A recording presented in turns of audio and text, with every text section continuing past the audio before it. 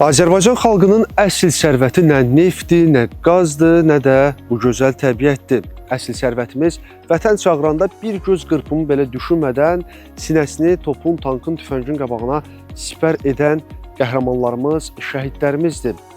İndi əsas vəzifəmiz onların əmanətlərinin yanında olmaqdır. Elə Yaşad düşərgəsinin əsas məqsədlərindən biri də budur. 5-ci Yaşad düşərgəsinin birinci həftəsi yekunlaşdı. Tədbirin son günləri də unudulmaz xatirələrlə yadda qaldı. Hazırda abadçılar tərəfindən düşərgə iştirakçıları üçün ustad dərsləri təşkil olunub. Onlar duluzçuluq və gips üzərində rəhləmə sənətinin sirlərini öyrənirlər.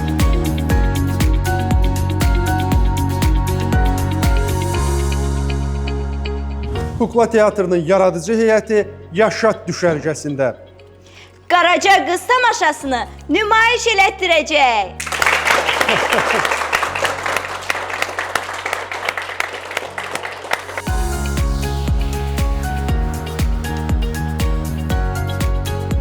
Düşərgədə təkcə maarifləndirici tədbirlər deyil, həm də əyləncə saatları olur. Elə uşaqların səbirsizliklə gözlədiyi vaxt yetişib çatdı və beləliklə onlar bowlingdə, stolüstü tenisdə, bilyardda möhtəşəm oyun nümayiş elətdirirlər. Yaxın zamanda isə onların ən çox sevdikləri hovuz saatı başlayacaq.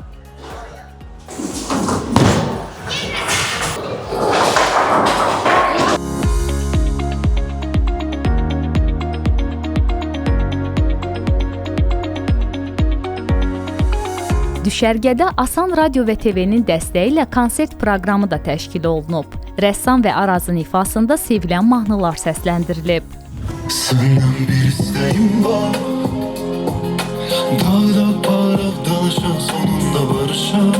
Nasıl değil, üzülme yaxşı olar. En güzel libasın giyin, çok düşünme yanar değil. Başım bırak yaxşı olar. Bugün biz balacalar üçün iştirak elədik və onlar bizimlə bərabər oxudular, əyləndilər.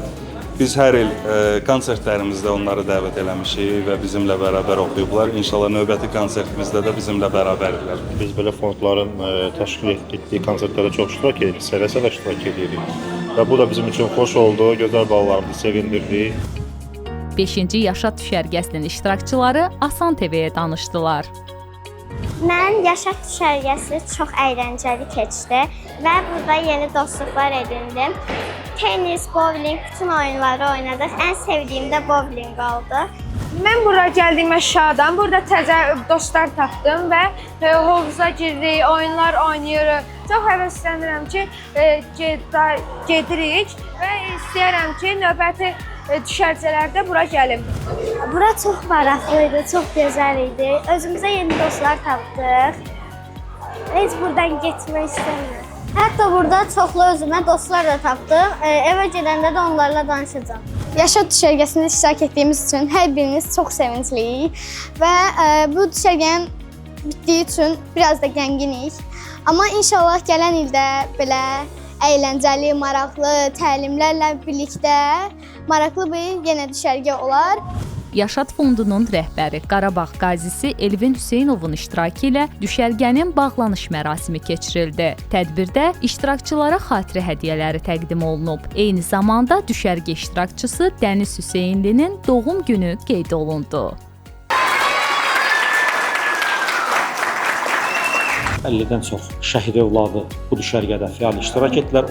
Məqsəd qəhrəman şəhidlərimizin övladlarının yay tətilini Avstraliya vaxtının səmərəli keçirilməsidir və düşünürəm ki, bundan sonra davam edəcək 6 həftədə bir-birindən zəngin proqramlarla qəhrəman şəhid övladlarımızın xatirələrində dərin iz buraxacaq. İştirakçılar düşərgə müddətində könüllülərin sevgisi, qayğısı ilə əhatə olundular. Onları asan könüllüləri müşahidə etdi və bütün məsələlərdə onların işini asanlaşdırdı.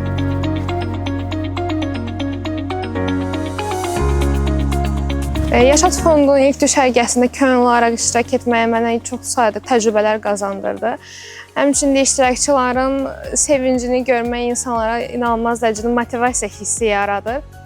Bu mənim üçün çox böyük bir təcrübə idi, çünki bu sayədə məsuliyyət hissini daha dərindən hiss elədim və gələcəkdəki fəaliyyətlərim üçün daha çox motivasiya edici və daha çox dəstəkləyici bir hiss yaratdı məndə. Burada iştirak etmək mənim üçün çox qürur verici bir hiss idi. Burada kollektiv olsun, yeni balaca uşaqlar olsun, onlarla maraqlı vaxtlar keçirdik, əyləncəli vaxtlar keçirdik. Bu düşərgədə şəhid uşaqları ilə olmaq bizim üçün çox qürur vericidir. Onlarla maraqlı təlimlərdə, master klasslarda iştirak edirik və bu master klasslardan, təlimlərdən maraqlı, faydalı biliklər əldə edirik onlar sayəsində. Qeyd edək ki, Aslan Radio və TV Yaşad düşərgəsinin media tərəfdaşlarındandır. Onu da bildirək ki, Yaşad fondu öz fəaliyyət istiqamətləri çərçivəsində şəhid övladları üçün tədbirləri davam etdirəcək və gələcəkdə yeni layihələr olacaq. YouTube kanalımıza abunə olun.